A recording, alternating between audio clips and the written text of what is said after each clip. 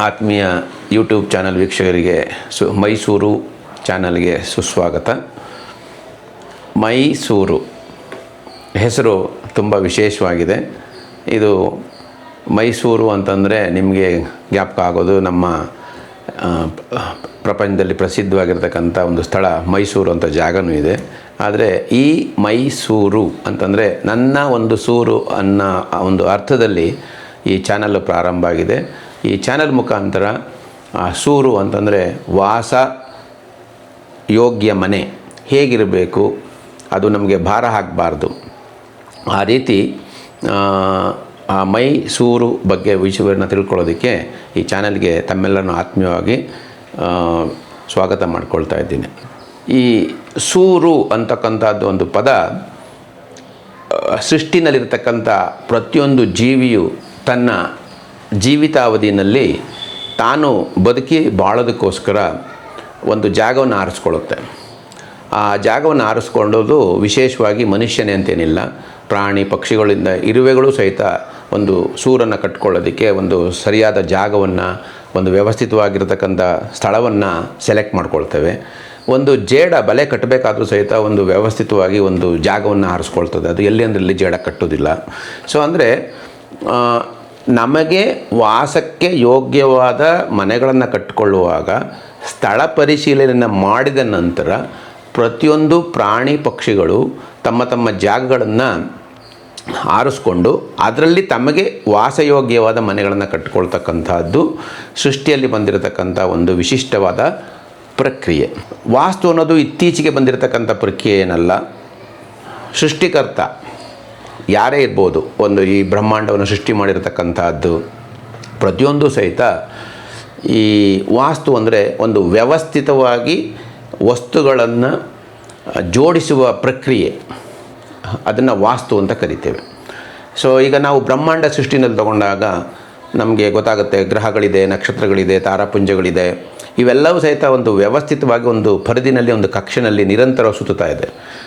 ಆ ಒಂದು ಗ್ರಹಕ್ಕೂ ಮತ್ತೊಂದು ಗ್ರಹಕ್ಕೂ, ಒಂದು ನಕ್ಷತ್ರಕ್ಕೂ ಮತ್ತೊಂದು ನಕ್ಷತ್ರಕ್ಕೂ ಒಂದು ವ್ಯವಸ್ಥಿತವಾಗಿ ಗ್ಯಾಪ್ ಅಥವಾ ಜಾಗ ಅಂತ ಏನಿದೆ, ಅದನ್ನು ಸೃಷ್ಟಿಕರ್ತನಾಗಿರ್ತಕ್ಕಂಥ ಒಂದು ಶಕ್ತಿ ಅದನ್ನು ಮಾಡಿದೆ. ಅಂದರೆ ಅದು ಸಹಿತ ವಾಸ್ತುವೇ. ಅಂದರೆ ವ್ಯವಸ್ಥಿತವಾಗಿ ಹೀಗೆ ಇರಬೇಕು ಅಂತ ಮಾಡ್ತಕ್ಕಂಥ ಒಂದು ಕ್ರಿಯೆ. ವಾಸ್ತು ಅಂತಂದರೆ ನಾವು ಭಯಪಡ್ತಕ್ಕಂಥ ಅವಶ್ಯಕತೆ ಇಲ್ಲ. ಅದು ಹೇಗೆ ಒಂದು ಬೀಜದಲ್ಲೇ ಎಲ್ಲ ಸೂತ್ರಗಳು ಅಡಕವಾಗಿರೋದು ಒಂದು ರೆಂಬೆ ಕೊಂಬುಗಳೆಲ್ಲ ಕಾಲಕ್ರಮದಲ್ಲಿ ಬರುತ್ತೋ, ವ್ಯವಸ್ಥಿತವಾಗಿ ಬರುತ್ತೋ, ಹಾಗೆ ಮನುಷ್ಯ ವಾಸ ಮಾಡ್ತಕ್ಕಂಥ ಸ್ಥಳಗಳನ್ನು ಸಹಿತ ತನ್ನ ಇತಿಮಿತಿಗೆ ಅನುಗುಣವಾಗಿ, ತನ್ನ ವಾಸಯೋಗ್ಯಕ್ಕೆ ಅನುಗುಣವಾಗಿ ಆರಿಸ್ಕೊಳ್ಬೇಕಾದಂಥ ಒಂದು ಪ್ರತಿಕ್ರಿಯೆ ಬರುತ್ತೆ. ಈಗ ಮಾನವನ ಶರೀರ, ನಮ್ಮ ಶರೀರವೂ ಸಹಿತ ಒಂದು ವಾಸ್ತುವಿಗೆ ವ್ಯವಸ್ಥಿತವಾದ ಒಂದು ಉದಾಹರಣೆ ಆಗುತ್ತೆ. ಹೇಗೆ ಅಂತಂದರೆ, ಈಗ ನೋಡಿ, ನಮ್ಮ ವಾಸ್ತುನಲ್ಲಿ ಅಂತಂದರೆ ಏನಾಗುತ್ತೆ, ನಮಗೆ ಮೂಗಿನಿಂದ ಕಣ್ಣಿಗೆ, ಮೂಗಿನಿಂದ ಕಿವಿಗೆ ಒಂದು ಡಿಸ್ಟೆನ್ಸ್ ಇದೆ. ಆ ಡಿಸ್ಟೆನ್ಸಲ್ಲಿ ಎಲ್ಲೆಲ್ಲಿ ಏನೇನು ಇರಬೇಕು ಅಂತ ನಿರ್ಧಾರ ಆಗಿರುತ್ತೆ. ಹಾಗೆ ಬರುತ್ತೆ. ಹಾಗಿದ್ದಾಗ ದೇಹ ನೋಡಲಿಕ್ಕೆ ಸೌಂದರ್ಯವಾಗಿ ಕಾಣುತ್ತೆ. ನಮ್ಮ ದೇಹವೂ ಸಹಿತ ಪ್ರತಿಯೊಂದು ಅಂಗಾಂಗಗಳಿಗೂ ಒಂದೊಂದು ವ್ಯವಸ್ಥೆ ಇದೆ. ಈಗ ನಾವು ಕಣ್ಣಿಗೆ ಕಾಣದೇ ಇರತಕ್ಕಂಥ ಅಂಗಗಳು ಒಳಗಡೆ ಇದೆಯಲ್ಲ, ಹೃದಯ ಇದೆ, ಶ್ವಾಸಕೋಶ ಇದೆ, ಕರಳಿದೆ, ಜಠರ ಇದೆ, ಕಿಡ್ನಿ ಇದೆ. ಇವೆಲ್ಲ ಒಂದಕ್ಕೊಂದು ವ್ಯವಸ್ಥಿತವಾಗಿ ಸೇರಿಕೊಂಡಿದೆ. ಇದು ವಾಸ್ತು ಅಂತಂದರೆ ಮೂಲಭೂತವಾಗಿ ನಾವು ತಿಳಿದುಕೊಳ್ಳಬೇಕಾಗಿರೋದು ವಸ್ತುಗಳನ್ನು ವ್ಯವಸ್ಥಿತವಾಗಿ ಜೋಡಿಸುವ ಒಂದು ಪ್ರಕ್ರಿಯೆ. ಯಾವುದನ್ನು ಎಲ್ಲಿಡಬೇಕು ಅಂತ ಹೇಗೆ ಒಂದು ಸೃಷ್ಟಿಕರ್ತನಿಗೆ ಬಂದು ನಮ್ಮ ದೇಹದ ಅಂಗಗಳನ್ನು ಇಟ್ಟಿದ್ದಾನೋ, ಹಾಗೆ ನಾವು ಯಾಕೆ ಇಷ್ಟೊಂದು ಅಂಗಗಳನ್ನು ಕೊಟ್ಟಿದ್ದಾನೆ, ಇದರಲ್ಲಿ ಆತ್ಮ ಬಂದು ಸೇರಿಕೊಳ್ಳುತ್ತೆ. ನಂತರ ಆತ್ಮನಿಗೆ ಈ ದೇಹ ಅನ್ನೋದು ಒಂದು ಮನೆ. ಹಾಗೆ ಈ ಆತ್ಮ ಮತ್ತು ದೇಹ ಎರಡೂ ಸಹಿತ ಎಲ್ಲಂದಲ್ಲಿ ಇರೋದಕ್ಕಾಗೋದಿಲ್ಲ. ಆಗ ನಾವೊಂದು ಮನೆಯನ್ನು ಮಾಡ್ಕೊಳ್ತೀವಿ. ಅದನ್ನು ಸೂರು ಅಂತ ಕರಿತೇವೆ. ಈ ಸೂರು ಅಂತಕ್ಕಂಥದ್ದು ಇವತ್ತು ಅತ್ಯಂತವಾಗಿ ಒಂದು ಸಮಸ್ಯೆಗಳಾಗಿ ಪರಿವರ್ತನೆ ಆಗಿರೋದು ಒಂದು ವಿಷಾದನೀಯ. ಏನಂತಂದರೆ, ವಾಸ್ತುವಿನ ಹೆಸರಿನಲ್ಲಿ ಏನೇನೋ ಒಂದು ಹೊಸ ನಿಯಮಗಳನ್ನು ತಂದು ಅದನ್ನು ಮಾಡಿದ್ದಾರೆ. ಇದು ಆ ಥರ ಏನಿಲ್ಲ. ಅವರಿಗೆ ಮನಸ್ಸಿಗೆ ಹಿಡಿಸ್ತಕ್ಕಂಥ ಜಾಗದಲ್ಲಿ ಮನೆ ಕಟ್ಟಬೇಕು ಅನ್ನುತ್ತೆ ವಾಸ್ತುಶಾಸ್ತ್ರ. ಅಂದರೆ ನಾವು ಈಗ ಪ್ರಾಣಿಗಳನ್ನು ನೋಡ್ತೀವಿ. ಪ್ರಾಣಿಗಳು ನೋಡುವಾಗ ಏನು ಮಾಡುತ್ತೆ ಅಂತಂದರೆ, ಅದು ತನ್ನ ಮನೆಯನ್ನು ಮಾಡ್ಕೋಬೇಕಾದ್ರೆ, ಒಂದು ಪಕ್ಷಿ ಒಂದು ಗೂಡನ್ನು ಕಟ್ಟಬೇಕಾದ್ರೆ ಅದು ಸರೌಂಡಿಂಗ್ಸ್ನ ಚೆಕ್ ಮಾಡುತ್ತೆ, ಎಲ್ಲಿ ನನಗೆ ಸೇಫ್ಟಿ ಇದೆ ಅಂತ ವಿಚಾರ ಮಾಡಿ ಆನಂತರ ಅದಕ್ಕೆ ಬೇಕಾಗಿರ್ತಕ್ಕಂಥ ಸಲಕರಣೆಗಳನ್ನು ತಗೊಂಬಂದು ಅದೊಂದು ಗೂಡನ್ನು ಕಟ್ಟಿಕೊಂಡು ಅದರಲ್ಲಿ ಮರಿಗಳನ್ನು ಹಾಕೋದು, ಮೊಟ್ಟೆಗಳನ್ನು ಇಡತಕ್ಕಂಥ ಕ್ರಿಯೆಗಳನ್ನು ಮಾಡ್ತೇವೆ. ಹಾಗೆ ಮನುಷ್ಯನೂ ಸಹಿತ ನಾವುಗಳು ಏನು ಮಾಡಬೇಕಪ್ಪ ಅಂತಂದರೆ, ನಮಗೆ ಈಗ ಏನಾಗಿದೆ, ವಿಚಾರಧಾರೆಗಳು, ನಾನು ಬೆಂಗಳೂರಿನಲ್ಲೇ ಮನೆ ಕಟ್ಟಬೇಕು, ನಾನು ಮೈಸೂರಲ್ಲೇ ಮನೆ ಕಟ್ಟಬೇಕು, ನಾನು ಸದಾಶಿವನಗರದಲ್ಲೇ ವಾಸ ಮಾಡಬೇಕು, ನಾನು ಇಲ್ಲೇ ತೊಗೋಬೇಕು ಅಂತಕ್ಕಂಥ ಈ ಹಠಗಳು ಜಾಸ್ತಿ ಆಗಿರೋದ್ರಿಂದ ಏನಾಗಿದೆ, ಮನುಷ್ಯ ಸಮಸ್ಯೆಗೆ ಸಿಗಾಕೊಂಡಿದ್ದಾನೆ. ವಾಸ್ತು ಯೋಗ್ಯ ಮನೆಯನ್ನು ಕಟ್ಟಬೇಕಾದ್ರೆ ನಮ್ಮ ದೇಹದಲ್ಲಿರ್ತಕ್ಕಂಥ ಪಂಚಭೂತಗಳು, ಪ್ರಕೃತಿಯಲ್ಲಿರ್ತಕ್ಕಂಥ ಪಂಚಭೂತಗಳು ಹೊಂದಾಣಿಕೆಯಾದ ಜಾಗದಲ್ಲಿ ಮನೆಯನ್ನು ಕಟ್ಕೋಬೇಕು ಅಂತಕ್ಕಂಥದ್ದು ಮೂಲ ನಿಯಮ. ಅಂದರೆ ನನ್ನ ದೇಹದಲ್ಲಿರ್ತಕ್ಕಂಥ ಪಂಚಭೂತಗಳು ಪ್ರಕೃತಿಯಲ್ಲಿರ್ತಕ್ಕಂಥ ಪಂಚಭೂತಗಳಿಗೆ ಹೊಂದಾಣಿಕೆ ಆಗಬೇಕು. ಈಗ ನಮಗೆ ಎಲ್ಲಿಂದ ಹೋದರೆ ಅಲ್ಲೆಲ್ಲ ನಮ್ಮ ಪಂಚಭೂತಗಳು ಸಹಕಾರಿಯಾಗಿ ಕೆಲಸ ಮಾಡೋದಿಲ್ಲ. ನೀವು ಗಮನಿಸಿರ್ಬೋದು, ನಾವು ಇಲ್ಲಿ ಚೆನ್ನಾಗಿರ್ತೀವಿ, ಮತ್ತೊಂದು ಊರಿಗೆ ಹೋದರೆ ನಮಗೆ ಇದ್ದಕ್ಕಿದ್ದಂಗೆ ತಲೆನೋವು, ಜ್ವರ, ವಾಂತಿ ಭೇದಿ ಬಂದುಬಿಡುತ್ತೆ. ಅಲ್ಲಿ ಪಂಚಭೂತಗಳು ನಮ್ಮ ದೇಹದ ಪಂಚಭೂತಗಳಿಗೆ ಹೊಂದಾಣಿಕೆ ಆಗೋದಿಲ್ಲ. ಅಂಥ ಸಂದರ್ಭದಲ್ಲಿ ನಾವು ಅಲ್ಲಿ ಇರಬಾರ್ದು ಅಂತಕ್ಕಂಥದ್ದು ಒಂದು ಸೂಕ್ಷ್ಮವಾದ ನಿಯಮ. ಒಂದು ಕಡೆ ಹೋದಾಗ ಏನಾಗುತ್ತೆ, ನಾವು ಇಲ್ಲೇ ಇರಬೇಕು ಅಂತ ಭಾವನೆ ಬಂದುಬಿಡುತ್ತೆ. ಅಲ್ಲಿ ಹೊರಗಡೆ ಪ್ರಾಂಗಣದಲ್ಲಿ ಮಲಗಿದ್ರೂ ಪರವಾಗಿಲ್ಲ, ಒಂದು ಹೊರ ಭಾಗದಲ್ಲಿ ಎಲ್ಲೇ ಇದ್ರೂ ಪರವಾಗಿಲ್ಲ, ಅಪ್ಪ ನೆಮ್ಮದಿ ಇದೆ, ನಾನು ಇಲ್ಲಿ ಇರ್ಬೋದು ಅಂತಕ್ಕಂಥ ಒಂದು ಭಾವ ಬಂದುಬಿಡುತ್ತೆ.